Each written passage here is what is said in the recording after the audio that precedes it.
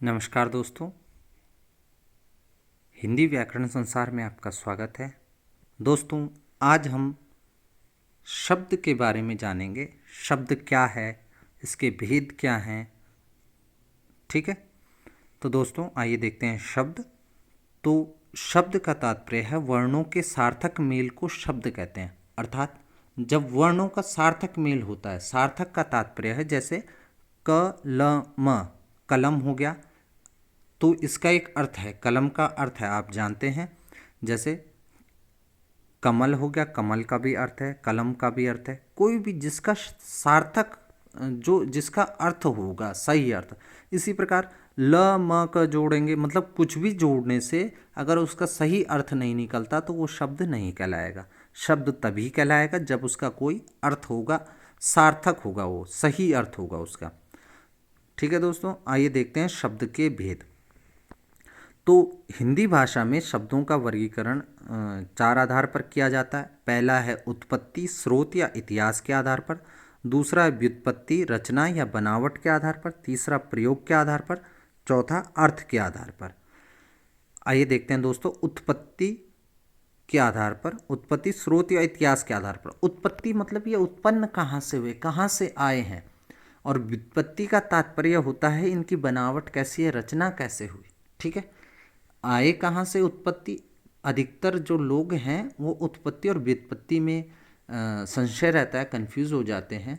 तो उस संशय को दूर करने के लिए मैं बता रहा हूँ कि उत्पत्ति का मतलब कहाँ से उत्पन्न हुए। व्युत्पत्ति का मतलब है उनकी रचना क्या है, बनावट कैसी है, किस चीज़ के लिए वो प्रयोग होते हैं। ठीक है, आइए देखते हैं उत्पत्ति या स्रोत के आधार पर। तो आइए दोस्तों, उत्पत्ति या स्रोत के आधार पर शब्द के 5 भेद होते हैं। पहला है तत्सम। तत्सम का तात्पर्य है तत् धन सम। तत् धन सम से तात्पर्य है, तत् मतलब उसके और सम का मतलब समान। तत् मतलब उसके, सम का मतलब समान। तत्सम तो किसके समान, अर्थात संस्कृत के समान। इससे तात्पर्य ये है कि वे शब्द जो हिंदी भाषा में संस्कृत से ज्यों के त्यों ले लिए गए हैं, बिना किसी बदलाव, बिना किसी परिवर्तन के ले लिए गए हैं, वे क्या कहलाते हैं, तत्सम शब्द कहलाते हैं। जैसे सीधा सीधा संस्कृत से उठा के हिंदी में ले लिए गए, उनमें कोई परिवर्तन नहीं किया गया। जैसे अग्नि, सूर्य, सर्प, ऐसे शब्द जो संस्कृत से ही लिए गए हैं, डायरेक्ट ले लिए। अब आते हैं दूसरे भेद पर, तद्भव। तद्भव क्या होता है, तद्भव का तात्पर्य है उससे होना। अर्थात किससे, संस्कृत से हमने कुछ शब्द उठाए और उनको थोड़ा बहुत बदलाव करके हिंदी में रख लिया। संस्कृत से कुछ शब्द लिए, उनमें बदलाव किया और हिंदी में रख लिया। जैसे अग्नि का आग बना दिया, हस्त का हाथ बना दिया, हस्ती का हाथी बना दिया, सर्प का सांप बना दिया, कर्पूर का कपूर बना दिया। तो ये शब्द जो हैं क्या कहलाते हैं, तद्भव कहलाते हैं। दोस्तों, तद्भव और तत्सम पहचानने का एक ट्रिक है। ट्रिक ये है कि एक तो जो तत्सम शब्द होंगे उनमें क्या कहते हैं, आधा र, अक्षर, ऐसे शब्द आएंगे ही आएंगे। ठीक है, तो जिनमें आधा र हो, अक्षर हो, ये सभी के सभी क्या कहलाते हैं, तत्सम शब्द होते हैं। इतना आपने ध्यान रखना है, ये याद रखना है। ठीक है, बाकी मैं इस पर एक विस्तृत वीडियो बना के आपको दूंगा ताकि आपको दिक्कत ना हो। फिलहाल हम आगे चलते हैं, तत्सम, तद्भव। उसके बाद आता है देशज। देशज क्या है, देखिए, देशज, ज का मतलब होता है जन्म लेना। देश का मतलब हमारे देश में जिस शब्द ने जन्म लिया, अर्थात ऐसे शब्द जो क्षेत्रीय प्रभाव या परिस्थितिवश उत्पन्न हो गए और प्रचलित हो गए। जैसे लोटा, थैला, पेट, ये शब्द देशज है, हमारे देश में उत्पन्न हुए और हिंदी भाषा में प्रचलित हो गए हैं, तो ये देशज शब्द कहलाते हैं। ठीक है, इसी प्रकार विदेशज, ज का मतलब क्या होता है, जन्म लेना। ज का मतलब जन्म लेना, और आगत मतलब आया हुआ। विदेशज, विदेशी या आगत। विदेशी का मतलब समझ रहे हैं, विदेश से आया हुआ। तो ये शब्द जो विदेश से आए हैं और हमने हिंदी भाषा में अपना लिए हैं, वे विदेशज शब्द कहलाते हैं। जैसे ऑर्डर हो गया, कैंप हो गया, रेल हो गया, कंपनी होगी, क्रिकेट होगी, जो दूसरी भाषा से आए। नेक्स्ट देखते हैं दोस्तों, नेक्स्ट है संकर। संकर शब्द वे शब्द कहलाते हैं जो दो भिन्न भिन्न स्रोतों से आए या भिन्न भिन्न भाषाओं के शब्द मिले हैं। जैसे छाया, धन, दार। छाया जो है संस्कृत का शब्द है, दार जो है फारसी का शब्द है, तो इसे छायादार कहते हैं। उसी प्रकार रेलगाड़ी, रेल किसका शब्द है? अंग्रेजी का, गाड़ी हिंदी का, तो रेलगाड़ी एक संकर शब्द हो गया। अर्थात दो भिन्न भिन्न स्रोतों से आए हुए शब्दों को जब जोड़कर हम प्रयोग करते हैं उन्हें संकर शब्द कहते हैं। अब ये तो हुआ आपका उत्पत्ति के आधार पर। अब व्युत्पत्ति के आधार पर देखते हैं शब्द।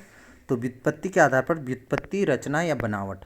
तो व्युत्पत्ति के आधार पर 3 प्रकार के होते हैं। पहला है रूढ़, जिन शब्दों के सार्थक खंड ना हो सके और वे अन्य शब्दों के मेल से न बने हों, उन्हें क्या कहते हैं? रूढ़ शब्द कहेंगे। अर्थात उनका कहने का मतलब वो किसी एक अर्थ के लिए रूढ़ हैं और उनके सार्थक खंड ना हो। तो जैसे दिन, घर, मुंह, चावल, इन शब्दों के क्या होते हैं? खंड नहीं हो सकते, सार्थक खंड नहीं हो सकते और इनका मतलब भी एक ही है। दूसरा यौगिक, यौगिक शब्द हुए हैं जो, यौगिक का मतलब मेल से बना हुआ। ये शब्द क्या हैं? 2 या 2 से अधिक शब्दों से बने हुए होते हैं।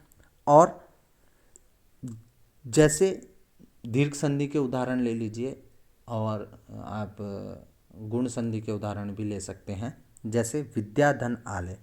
विद्यालय, विद्या अलग है, आलय अलग है। इनका अर्थ विद्यालय होता है, स्कूल होता है, पर विद्या मतलब इसके खंड हो सकते हैं और उनका अर्थ एक अर्थ होगा और जब खंड करेंगे तो दोनों के अलग अलग अर्थ होंगे, उसे यौगिक कहते हैं।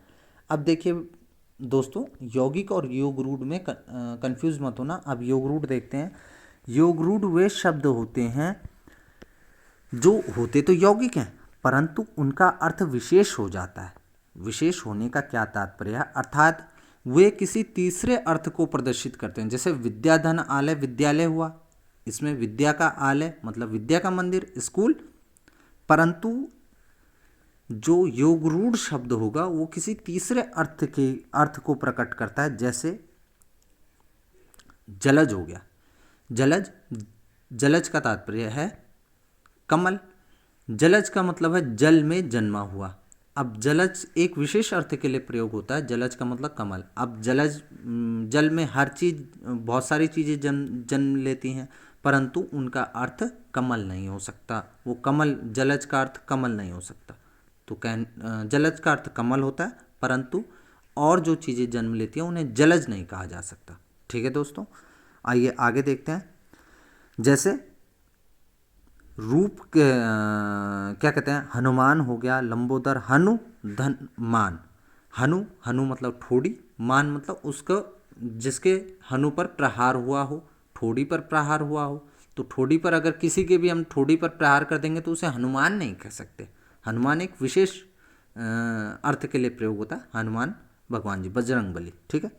लंबोदर, लंबा उदर, लंबा उदर है जिनका, है ना, तो लंबो उदर सिर्फ गणेश भगवान के लिए प्रयोग होता है। ऐसे नहीं कि किसी का पेट थोड़ा बढ़ गया तो उसे क्या कहेंगे? लंबोदर नहीं कह सकते। क्यों? क्योंकि ये गणेश भगवान जी के लिए, क्योंकि ये योग रूढ़ का तात्पर्य है कि वो विशेष अर्थों के लिए प्रयोग होते हैं।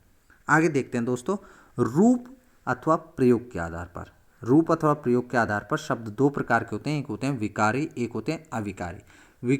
विकारी मतलब परिवर्तनशील, जिनमें परिवर्तन हो जाता है। विकार का मतलब ही परिवर्तन होता है, अर्थात जिन शब्दों में लिंग वचन कारक के आधार पर मूल शब्द में क्या होता है? परिवर्तन हो जाता है, रूपांतरण हो जाता है, उसका विकारी शब्द कहलाते हैं।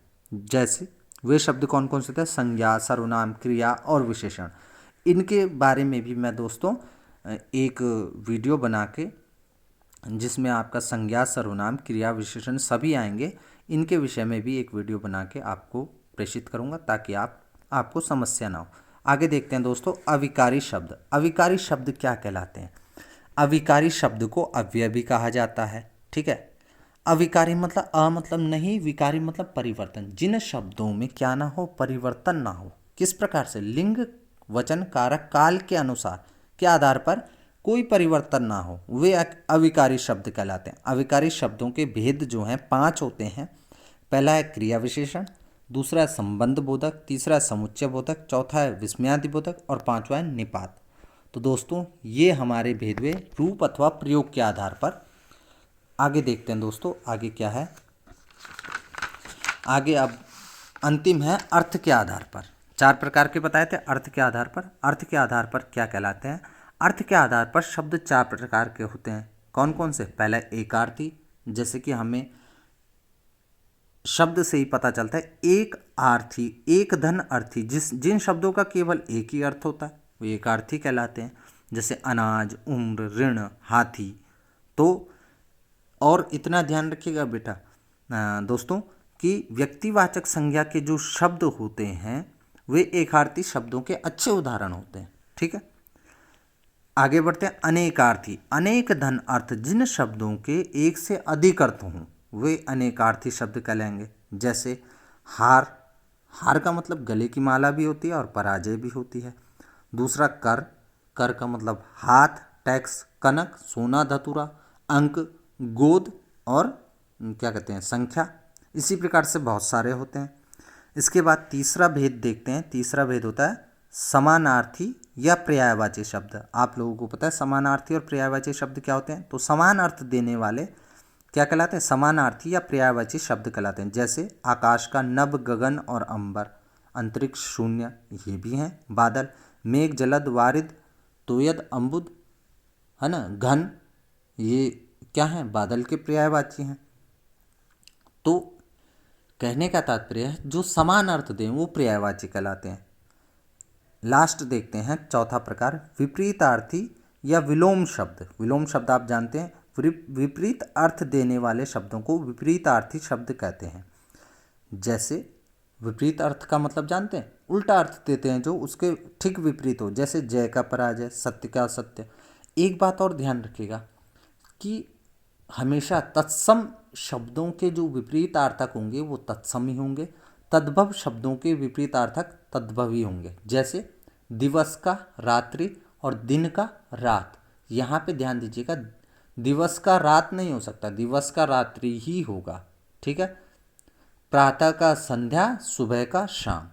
ठीक है, तो दोस्तों ये था हमारा शब्द पर एक वीडियो जो कि आपको पूरा शब्द के बारे में बताया गया। इसमें कुछ बातें ऐसी है जैसे संज्ञा, सर्वनाम, क्रिया, विशेषण और अव्यय। ठीक है, इन पर विस्तृत वीडियो बना के आपको दिया जाएगा ताकि आपको कोई समस्या ना हो। बाकी वीडियो अच्छा लगा हो तो लाइक करें, शेयर करें। आप लोगों का बहुत बहुत धन्यवाद।